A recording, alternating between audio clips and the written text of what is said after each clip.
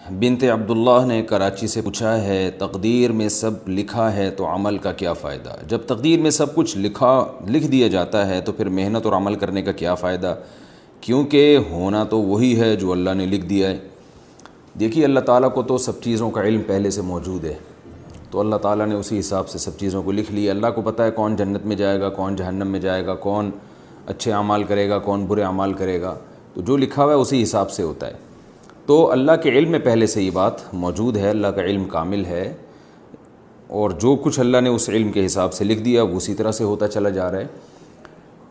باقی یہ رہا یہ مسئلہ کہ پہلے سے لکھا ہوا ہے تو جنت میں کیوں جائے گا، جہنم میں کیوں جائے گا انسان، اس کے دو جواب ہیں، ایک الزامی جواب اور ایک تحقیقی جواب۔ الزامی کہتے ہیں کہ کوئی شخص کسی بات کو نہ مان رہا ہو تو اس کو کہنا کہ بھئی یہ دلیل آپ یہاں نہیں مانتے تو وہاں تو مان رہے ہیں آپ۔ تو بات یہ ہے کہ کھانا پینا بھی تو تقدیر میں لکھا ہوا ہے، پیسے کمانا بھی تو تقدیر میں لکھا ہوا ہے، تو پھر کوشش کیوں کرتے ہیں، کھانا پینے کی دسترخوان کیوں لگاتے ہیں؟ تقدیر میں ہوگا تو نوالا اٹھ کے منہ میں خود بخود چلا جائے گا، وہاں کیوں نہیں سوچتے؟ یہ الزامی جواب ہے۔ تو جیسے وہاں نہیں سوچتے، آپ کو عمل میں بھی خود عمل کرنا پڑے گا، ایس تقدیر پہ بھروسہ کر کے آپ کو بیٹھنے کی اجازت نہیں ہے۔ اب ظاہر ہے وہاں کھانے پینے میں اور اپنے دنیا کے معاملات میں آپ تقدیر پہ بھروسہ اس لیے نہیں کرتے کہ آپ کو پہلے سے پتہ نہیں ہے کہ کیا لکھا ہے۔ آپ کو پہلے سے معلوم نہیں ہوتا کہ آپ کی تقدیر میں رات کا کھانا لکھا ہے کہ نہیں لکھا، تو آپ کھاتے ہیں اور کھانے کے بعد پتہ چلتا ہے کہ لکھا ہوا تھا تبھی کھایا ہے آپ نے۔ تو یہ آزمائش ہے کہ ہمیں پہلے سے تقدیر کا علم نہیں ہے۔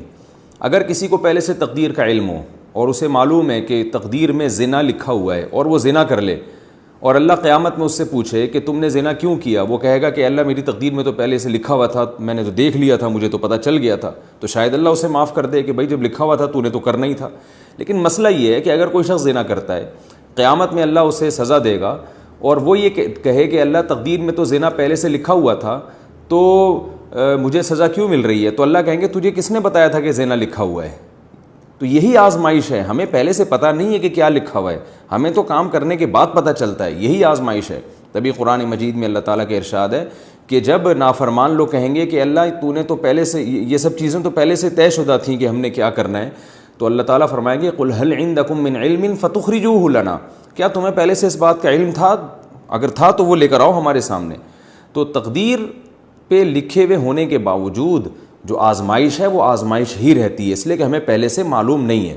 اس کی علماء نے بڑی بہترین مثال دی ہے کہ ایک ٹیچر اپنے اسٹوڈنٹس کو پڑھاتا ہے، اپنے شاگردوں کو پڑھاتا ہے، اور اسے پتہ ہوتا ہے کہ میرا کون سا شاگرد ہونہار ہے، کون سا محنتی ہے اور کون سا نالائق ہے۔ جو پورے سال محنت نہیں کر رہا اور امتحان میں چونکہ نقل بھی نہیں ہوگی تو اس کو پہلے سے پتہ ہوتا ہے کہ یہ 0 نمبر لے گا، تو استاذ کیا کرتا ہے کہ جو امتحانی پیپر ہے اس میں جو رزلٹ ہے نا اس میں پہلے سے 0 لکھ دیتا ہے، کیونکہ اس کو پہلے سے پتہ ہے کہ اس نے کرنا کرانا کچھ نہیں ہے، میں اسے پہلے سے جانتا ہوں کرے گا کچھ بھی نہیں ہے، تو پہلے سے 0 لکھ دیتا ہے۔ اور جس کے بارے میں استاذ کو معلوم ہے کہ یہ 100 نمبر لازمی لے گا، یہ ہونہار طالب علم ہے، مجھے اس کا پتہ ہے کہ یہ کبھی بھی غلط ایسا نہیں کرتا کہ محنت نہ کرے اور اس کا دماغ بھی اچھا ہے، تو استاذ نے پہلے سے رزلٹ میں 100 نمبر ڈال دیے۔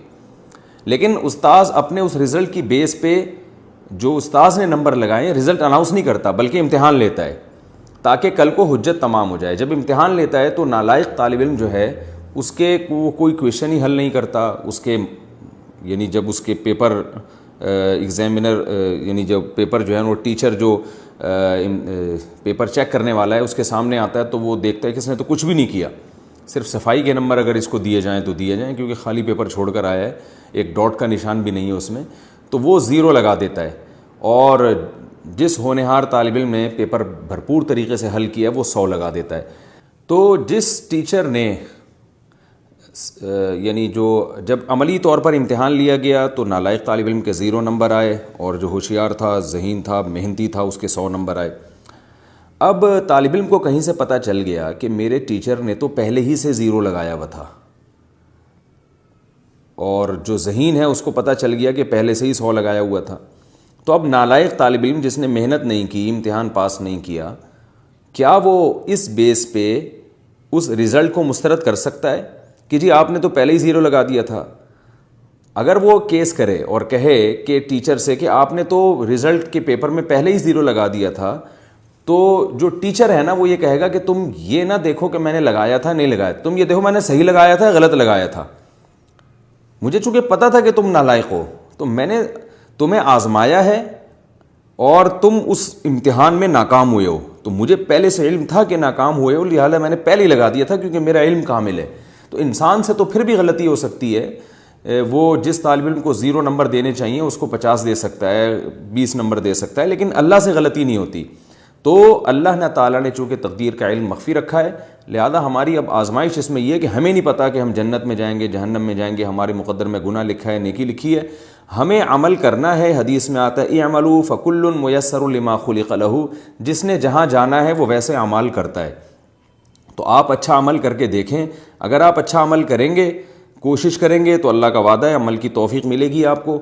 اور جب عمل کی توفیق ملے گی تو اللہ کا وعدہ ہے اچھا عمل اس کی علامت ہے کہ آپ کے مقدر میں جنت لکھی ہوئی ہے. اور آپ برائی کر کے دیکھیں, اگر آپ برائی کرنے کی کوشش کرتے ہیں تو آپ سے برائی ہوگی, اور جب برائی ہوگی آپ سے تو یہ اس کی علامت ہے کہ آپ کی قسمت میں برائی لکھی ہوئی تھی. اور پھر اس کی بیس پہ جب آپ جہنم میں جائیں گے, اللہ ہم سب کو پناہ میں رکھے, تو یہ اس کی علامت ہے آپ کے مقدر میں جہنم لکھی ہوئی تھی. لیکن یہ مقدر پہلے سے معلوم نہیں ہے, آپ کے کرنے کے بعد پتہ چلتا ہے. تو آپ کو اللہ نے اختیار دیا ہے کہ آپ نیکی کریں تو نیکی کرتے چلے جائیں گے, برائی کریں تو برائی کرتے چلے جائیں گے. جیسے دنیا میں اللہ نے رزق بھی مقدر میں لکھا ہوا ہے, تو ہم رزق کی تلاش پھر بھی کرتے ہیں کیونکہ ہمیں نہیں معلوم کہ ہمارے مقدر میں روزی ہے یا نہیں ہے. ہم اگر اعتماد کر کے بیٹھ جائیں ہم تو پھر تو یعنی بالکل ہی برباد ہو جائیں گے. ایک آدمی نہ کھانا کھاتا ہے, نہ پانی پیتا ہے, اور نہ وہ زندہ رہنے کے اسباب اختیار کرتا ہے, اور وہ یہ کہتا ہے کہ مجھے تو نہیں, یعنی اگر مقدر میں زندگی ہوگی تو بچ جاؤں گا. تو ظاہر ہے یہ نہیں بچے گا, بھوکا مرے گا, اور مرنے کے بعد پتہ چلے گا کہ اس نالائق کے مقدر میں موت لکھی ہوئی تھی. تو ہمیں مرنے سے پہلے پتہ نہیں ہے, لہذا ہم زندہ رہنے کی کوشش کرتے ہیں. بالکل اس کی مثال ایسے ہے جیسے ایک زید نے بکر کو قتل کیا. اب بکر کو قتل کیا, بکر کے وارث زید کے پاس آئے اور کہنے لگے کہ ہم آپ سے انتقام لیں گے. اب زید دلیل میں تقدیر کا حوالہ پیش کرتا ہے. زید دلیل میں یہ کہتا ہے کہ میں نے 20 سال کی عمر میں بکر کو قتل کیا. بکر کی عمر 20 سال تھی, تو تقدیر میں اس کی عمر 20 سال لکھی ہوئی تھی کہ نہیں لکھی ہوئی تھی؟ بکر کے جو وارثین ہیں, لواحقین ہیں, وہ کہیں گے یقیناً موت کا وقت تو مقدر ہے. تو زید کہے گا کہ جو وقت مقدر تھا اسی پہ مرا ہے نا وہ, تو میرا کیا قصور ہے اس میں؟ تو کیا بکر کے لواحقین زید کو اس بیس پہ چھوڑ دیں گے؟ یقیناً نہیں چھوڑیں گے, اور دنیا میں کوئی بھی نہیں چھوڑتا. تو جیسے وہ نہیں چھوڑتے, اللہ بھی نہیں چھوڑے گا, قتل کی سزا دے گا. وجہ اس کی ہے کہ بکر کے وارثین زید کو یہ کہیں گے کہ اس نے 20 سال میں, اس کی عمر تو 20 سال ہی تھی, لیکن تجھے کس نے بتایا تھا کہ اس نے 20 سال میں مر جانا ہے؟ ظاہر سے تو یہی لگ رہا تھا کہ ابھی مزید زندہ رہے گا, آپ نے جا کے اس کو گولی مار دی ہے. تمہیں کس نے بتایا تھا؟ تو تم نے تو اپنے حساب سے اس کو وقت سے پہلے مارا ہے. وہ تو اللہ کے علم میں یہ بات تھی نا, تمہارے علم میں تھوڑی تھی. پھر بھی اگر زید کی سمجھ میں نہ آئے نا, یہ دلیل سمجھ میں نہ آئے, تو میں پھر بکر کے وارثوں کو یعنی مشورہ دوں گا کہ آپ بندوق اٹھا کے زید کو گولی مار دیں. اور جب گولی مارنے لگیں اور زید چیخے چلائے تو پھر زید کو آپ بھی یہ کہیں کہ تمہاری بھی عمر اتنی لکھی ہوئی تھی, لہذا اگر تم نے بکر کو مار دیا یہ جرم نہیں ہے, تو ہمارا تمہیں مارنا بھی جرم نہیں ہے. تو اس سے پتہ چلتا ہے کہ بھائی جو چیز لکھی ہوئی ہے وہ تو لکھی ہوئی, انڈرسٹوڈ ہے, وہ اللہ کے علم ہے, ہمیں معلوم نہیں کیا لکھا ہوا ہے. تو ہم اس ظاہر ہی کے مکلف ہیں. ہم سے جو ہم کر رہے ہیں اپنے اختیار سے, ہم سے اس کے بارے میں سوال کیا جائے گا, اور اسی بیس پہ جنت اور جہنم اللہ نے رکھی ہے. تو تقدیر کا عقیدہ اپنی جگہ بالکل درست ہے, لیکن اس بیس پر ہم عمل کو چھوڑ نہیں سکتے. اور ہمیں جو جنت ملے گی تو اچھے اعمال, وہ اعمال جو ہم نے اپنے اختیار سے کیے ہیں, اور جہنم میں اگر کوئی جائے گا تو وہ اپنے ان اعمال کی وجہ سے جو اس نے اپنے اختیار سے کیے ہیں. اللہ تعالیٰ سے دعا ہے کہ اللہ تعالیٰ ہمیں نیک اعمال کی توفیق دے تاکہ ہم جنتی قرار پائیں, اور برے اعمال سے اللہ تعالیٰ ہماری حفاظت کرے تاکہ ہم جہنم سے ہمیشہ کے لیے محفوظ ہو جائیں.